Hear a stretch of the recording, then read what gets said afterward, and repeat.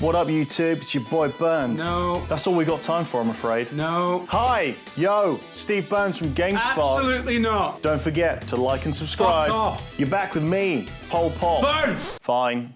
Here's 7 reasons why Goldeneye is Rare's only good game. Number 7. Rare Replay proves all of their other games suck. Have you sat down and played Rare Replay yet?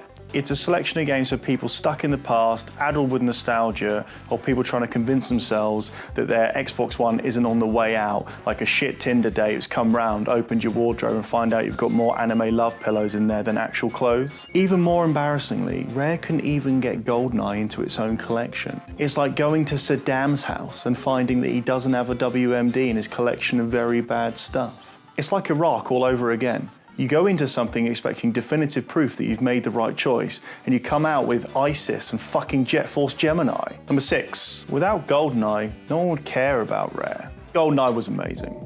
Released during the culture apocalypse of 1997, which saw the Spice Girls make gains in all the major territories, Tony Blair sweep into power and promise things would get better before making them infinitely worse, and Leeds United being generally quite good at football, we needed it to pick up the spirits of the nation. A film license which wasn't rubbish, a pioneer for console multiplayer, an intricately designed shooter which had objectives other than shoot the man, a settler of even the most heated differences. It was a beauty, and to not see it here, due to its affiliation with long-dead pop culture phenomenons, is like going home for Christmas and not being able to see your dad because he was once on fucking Bullseye.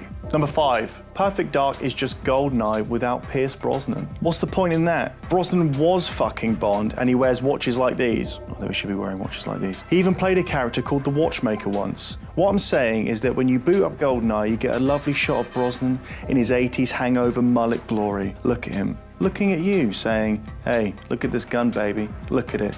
Pow. And later on, I'll show you my other gun.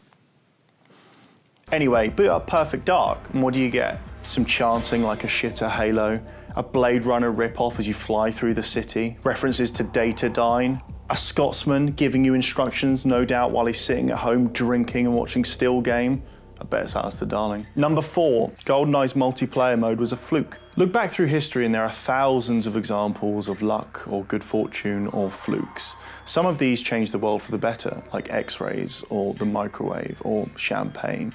Some of these, however, make the world indescribably worse, like, say, being born into a Spurs or Nintendo supporting family or being related to Tomonobu Itagaki. Goldeneye, however, very much falls into the former category. Up until the last month or so, it didn't even have a multiplayer mode. That's right, Rare banged it in at the last moment. And what do you know? It turned out to be the best thing in the entire game. Think about that. Rare's finest hour was an accident. It was never meant to be.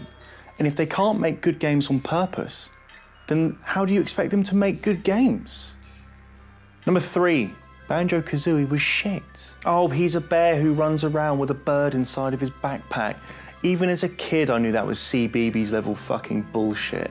Like, when I was a kid, I was reading Rogue Trooper, and in that guy's backpack, he had an AI which had been downloaded. It was one of his dead buddies, and it would give him advice on who to kill and where to run around shirtless, fucking people's shit up. I don't want to play as a bear with a bird in its back. Number 2.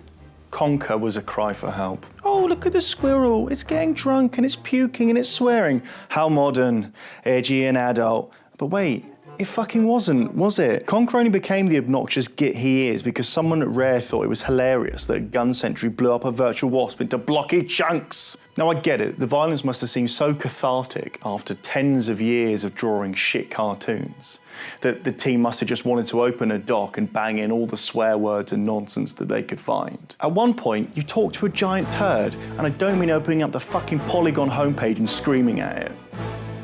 Number 1, Rare is headquartered in the Midlands. Ever been to the Midlands? You haven't?